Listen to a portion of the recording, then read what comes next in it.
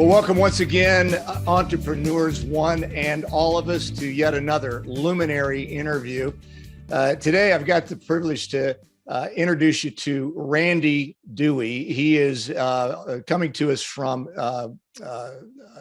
Canada, Toronto, and we ran across Randy as a leadership expert, and I am really excited to pick his brain on your behalf to learn about some secrets, some keys that he's uncovered in a remarkable journey. Randy is the founder of L.I.F.T Leadership. He's a Wall Street Journal bestselling author. Has over 3 decades of C-suite experience as a leadership and business growth expert. All of it also just what would you say, a consummate sales leader himself. And he's developed this leadership, this L.I.F.T leadership method, which we're going to dive into today to help businesses solve problems.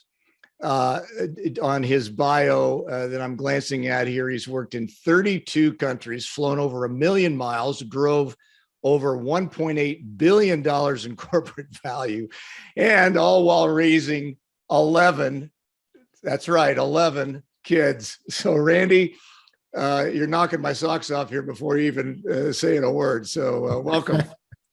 Thank you. Thanks for having me on the show today, Steve. Appreciate it. Yeah, super. So, let's dive right into some hard truths that we're all facing. This last couple of years has been enormously disruptive.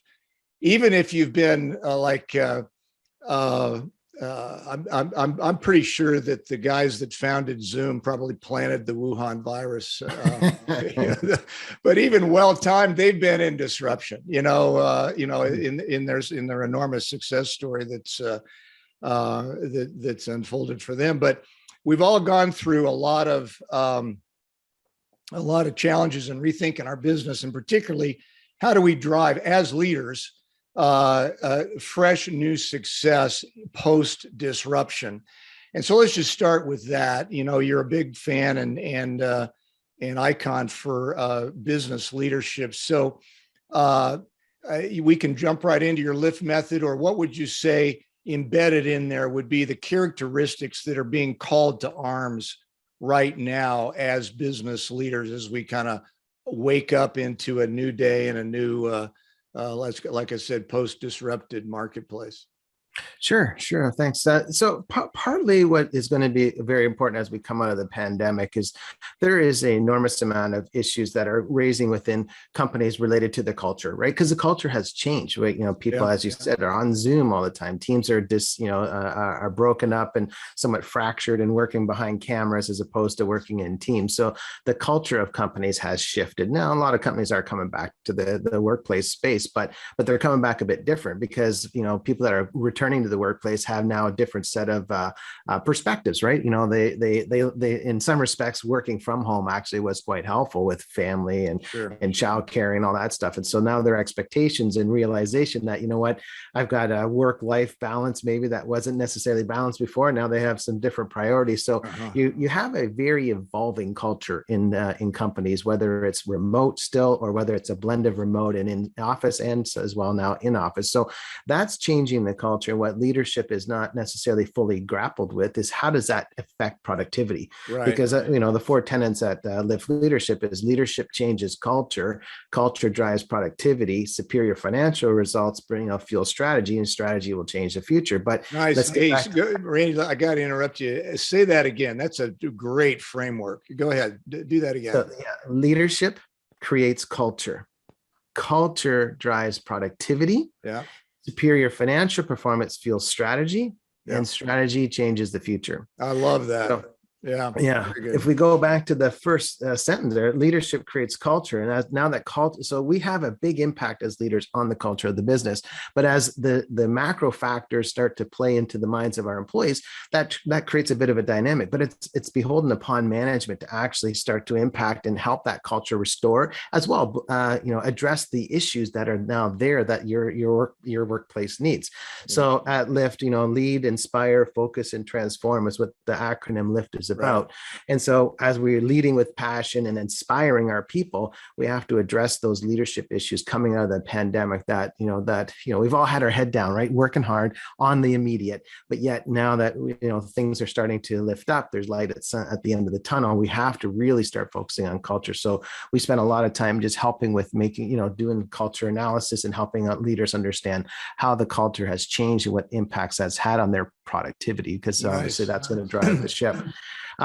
The other half of that is really about the businesses themselves. And I think we talked a little bit before, the fact that a lot of balance sheets are stressed out because of the pandemic. So there's a lot of needs right now for capital, a lot of great companies out there, but just because of, issues of the day and markets being not recovering completely, or issues there, that a lot of companies are facing, the need to raise some capital, government grants and stimulus and all that stuff is kind of starting to wane away, but yet now balance sheets are exposed. So we're spending a lot of time lately, I would say, addressing that, helping companies get bank ready and getting ready to raise capital. So between culture and capital, I think those are probably the two biggest.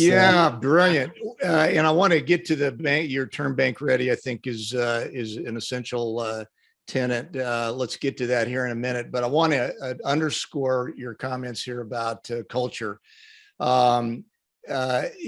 Folks, even if you're a company of one, you have a business culture, you have a business brand, and you have a culture that you're taking into the marketplace that either attracts or not the marketplace. And so lean into what Randy's saying here about the importance of inspiring culture. Look, we have employees and or contractors and or vendors and JV partners and all kinds of other people that surround us to drive into the marketplace. And so, Randy, you're right on there. Inspired leadership influencing culture is critical. And maybe even step one. Would you agree, especially as we've said here, post-disruptive times? Yeah, absolutely. And, we're the same person at home as we are at work. And now lately we've been working at home. So it's kind of all mixed into the same Zoom call. And what has happened, and there's been macro issues like that people are contending with, lost loved ones, issues and impacts from the virus and the implications of it. And that's created a different person than the person that was there the day before the lockdowns and the flattening of the curve and all those things that we're trying to do. And we have to recognize that, like, our people are not in the same place, and we can't just assume that they are. Like, it's oftentimes, and particularly with Zoom, like it's great, you get a lot of interactivity, but you're missing that sort of social aspect of it. So you don't really know, and assume you don't know where your employees are really truly at with the company, with yourself as the leader. And you have to take the time, like we used to go out for a dinner or with our people or for a beer and bowling. Those types of things, you get to really know people well. It's been a bit more of a sterile environment sitting behind cameras and with a bunch of people on a call. So you've got to assume that you don't know really truly what's going on in each person's position. And it's beholden on us to make sure that we do. What have you found on that note? Our new effective ways, we hear about pulse surveys, assessments, et cetera, in lieu of what you just mentioned there. Used to be we could get belly to belly with our people, and now not so much. So have you found any, or can you offer any good ideas or tips on how to create new connection and really do tag in with the people that we work with and work around?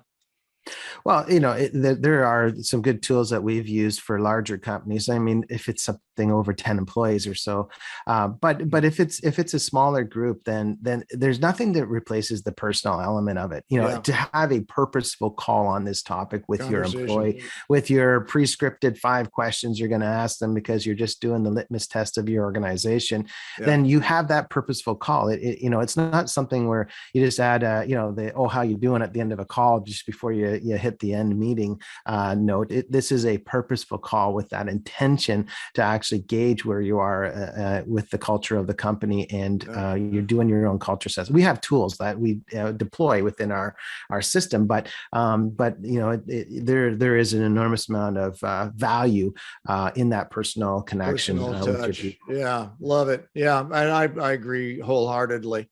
All right, so we've talked about culture, and you mentioned culture and capital as kind of this symbiotic, demand right now.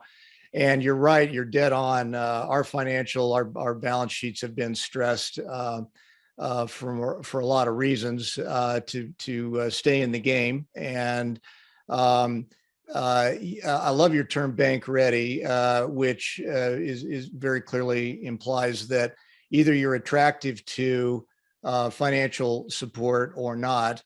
And I'd love to get your thoughts on that. And folks, listen, the best time, what's that old saying, Randy, you may know it, the best time to plant a tree is 10 years ago, but the next best time is today.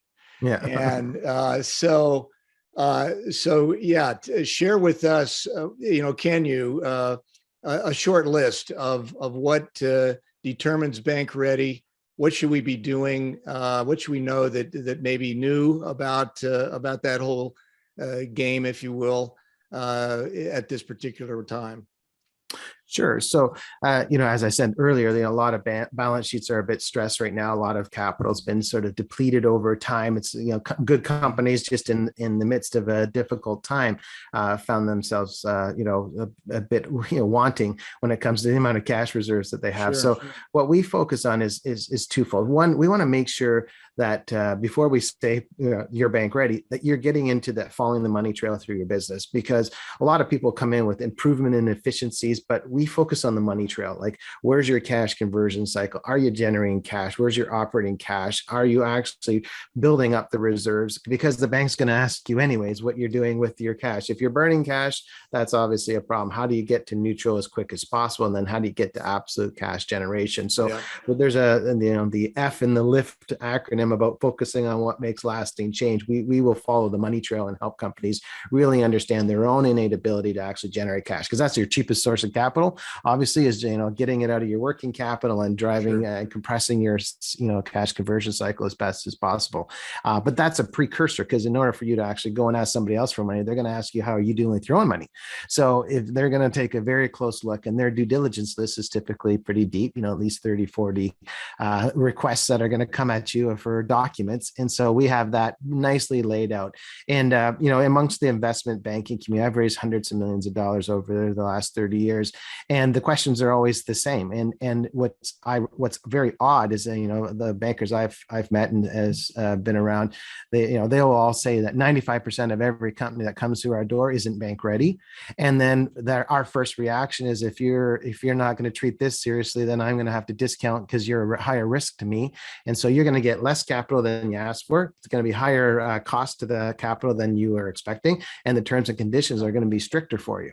So if you can turn the tables, which is what we do at L.I.F.T, is help people turn the tables, so that when you walk into the bank, you have the most sort of leverage on your side of the table, or at least you have the right position that you can then say, here's what we, here's where we are. Here's all of the documents you're going to ask for. Here's the model. Here's exactly the SIM and the term sheet. This is what we're looking for. And you present yourself with an aura of confidence and capability, having everything prepared properly. Now you've given them a draft term sheet. Now you're in a position where you're now negotiating the discussion points, and they've got all the information they need to run their models and assess whether or not their compliance department's going to give you the green light or not.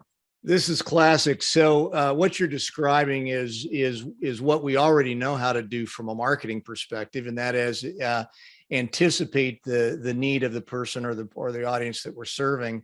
And that's what it sounds like you've created a formula for with regards to the bankers. I often have told people, look, you're never going to find funding by going into anybody's door and saying, with my ideas and your money, we're going to be rich.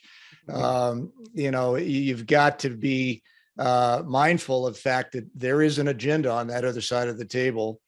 And what's interesting that you point out there is that really the agenda, the priorities, the things that they need are really very predictable. And if you go in prepared and proactive in addressing those, then I can see that you can certainly promise a positive outcome. What would you say is the biggest missing piece or overlooked piece of preparation for soliciting funding of any type, whether it's a loan or investment?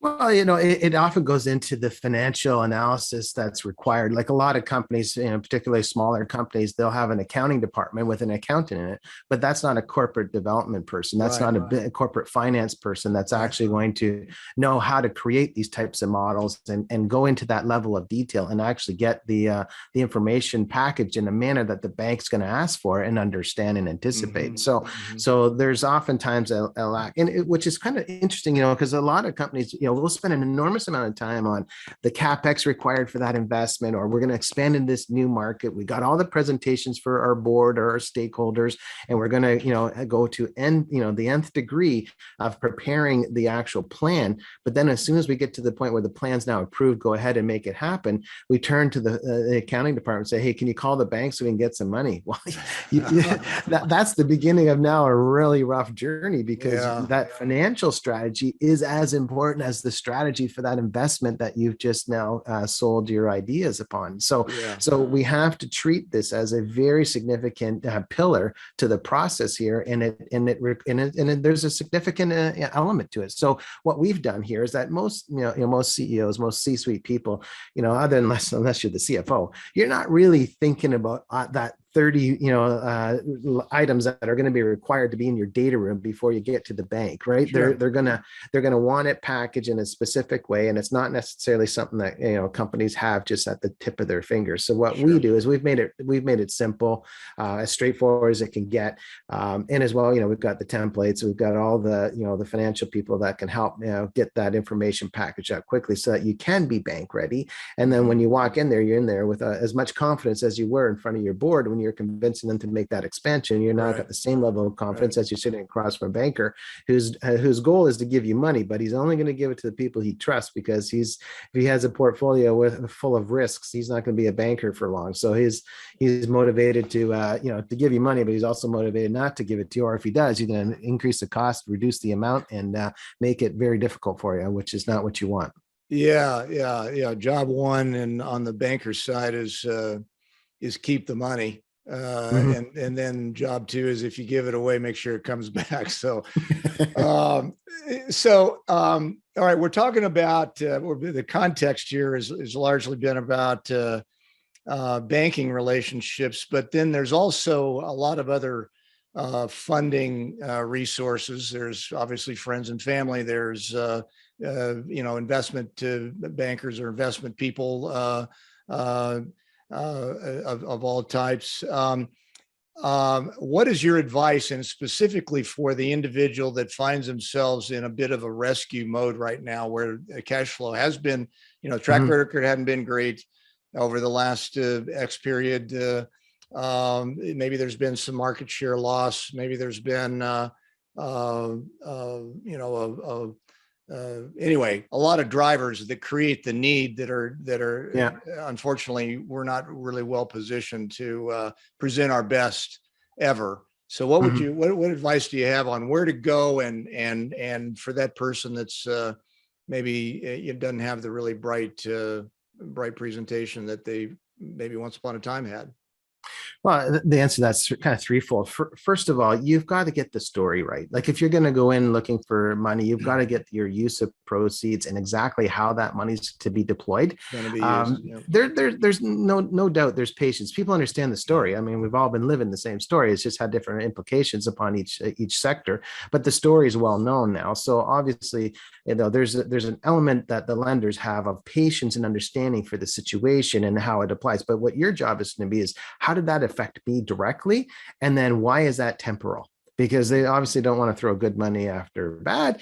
And they're going to want to make sure they clearly understand the reasons why it's happened and why it's temporal. Because a lot of industries, as you know, have changed. A lot of what's happened as a result of the pandemic Sure. isn't going to be the same. The day after the pandemic isn't the same day as the day before the pandemic. And so, how has it changed? And how has it impacted you? And why is that temporary? And that's got to be a pretty compelling argument.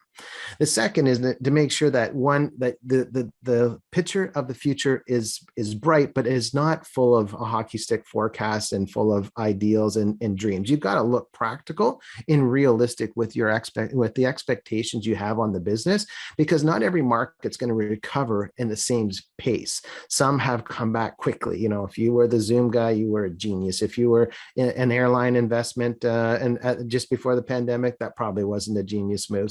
So why, where are you? What is the future, and why is it bright? And why is the outcome of the pandemic actually benefiting your industry or not? And then what are you doing about it? So it's clear that they're investing. Every investment that comes into your company is about the future. It's not about today. So you've got to be clear about the future.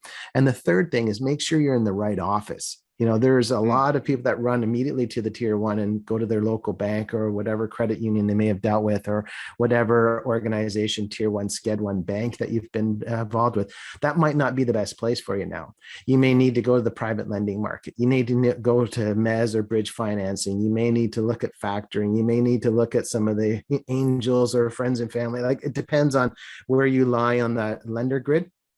But you don't want to waste your time convincing a bunch of people in the wrong category, because their back's going to be up immediately if you're in the wrong office. It's almost a no before you begin. Well, you're in the wrong office. You got to make sure that you're in the right offices, asking the right people for the type of capital you need and for the reasons why.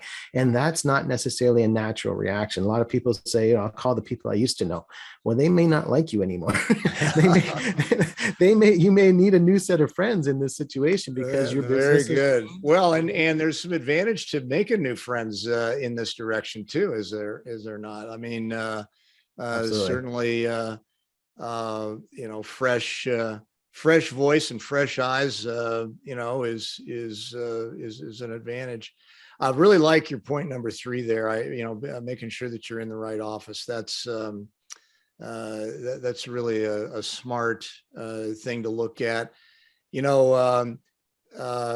my experience, Randy, and tell me if you agree with this, it is a discipline to monitor the optimism that we bring every day to our venture, to our enterprise.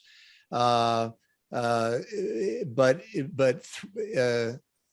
when I say monitor, throttle maybe to be the right word, in the context of the future outlook as we're presenting our pitch for funding. Would you agree with that? Yes, absolutely. There's got to be a heavy dose of realism in those visions and those dreams that you're crafting, and where there's risks, that you've identified those risks. So it's okay to have a big dream, absolutely, but you have to level that with the risks that are associated with that dream, in the areas in which we're going to apply ourselves. Like, if we're going to double or triple our company, that's easy to say, but if there's no rubber on that road, and there's no strategy, which is the T of L.I.F.T, which is transforming obstacles into opportunities, which is our strategies program, you've got to make sure that you have those strategies and the risks associated with it clearly articulated, so people understand that there's a range here, that yes, the ultimate goal is the way you've described it, but there are levels of that, and there's risks, and here's what we're doing to mitigate the risks, so people can get energized behind, okay, you know what, yeah, there's always obstacles and there's a hurdle, but there's an element of being realistic, and we understand what those elements are, and if we don't, then we're open to hear it, and we're open to understand where those risks lie, so that we can then build strategies together to overcome those risks. So I always sort of call it a level of realism. Like, you really need to be realistic, but you have to make sure that you set a culture, a platform by which people feel comfortable in being able to share what is holding them back to achieve that vision and that goal. But you're laying that, sort of layering in there those realistic expectations. Optimistic and pragmatic realism is what you're talking about, I think. So, Yeah, very good. Wow, this is rich, Randy. So lots to think about, folks. If you haven't been taking notes, go back and re-listen to this and pick up some of these kernels of truth. But Randy, you've got you've got your book. There's the L.I.F.T methodology that you're describing on your website. You've got a program coming up. It sounds like talking about Bank Ready. Where do you want to point us to learn more about relevant and useful truths that you can bring us here at this time? Sure. So randydewey.com is the website. So it's quite easy, just my name. But if you go there, there's a lot on the topics that we just covered there. So you can certainly get there. And if asking questions, there's an easy way on the website to ask me questions. And we look to get back to folks pretty quickly. But to your earlier question, we do have a couple of groups coming up here, particularly the Bank Ready group and generating cash and capital. That's going to be a Facebook group. So if some people want to join that, they can certainly ping me through the website and look for us on Facebook. But yeah, so we're trying to provide some value in a couple of weeks, some good training, that's free training that will help people understand all the elements. It's a 10-day program, it's about 20 minutes a day, so it's not too onersome, but they can get the information they need to start understanding what that means if they want to get in a position of being ready to raise capital. And everybody should, by the way, like even if you don't need to raise capital, you need to be ready to, because if an acquirer knocks on your door one day, you've got all the things in place to actually be ready for those types of discussions too. So those lists of questions are typically the same. So you always want to be bank ready no matter what. You don't want to. Yeah, I love that. And like we said earlier, it's you need to be ready before you need it if you can. And very cool that you've got these resources available and willing to share information. So randydewey.com, RANDYDEWEY, and definitely check out what Randy has to offer there and consider joining his groups. Randy, this has been a real pleasure to get your insights. You're a really sharp, crisp dude, and I appreciate your transparency and helping us through some things that we need to be thinking about today. Super. Thanks. Pleasure all mine, Steve. I really appreciate having me on the show today. Okay, bud. Well, all right, folks. So we're going to call that a wrap today, but do feel free to re-listen to this, check out Randy's site, and onward, strive on, drive on, and thrive on to entrepreneur excellence. Have a super day.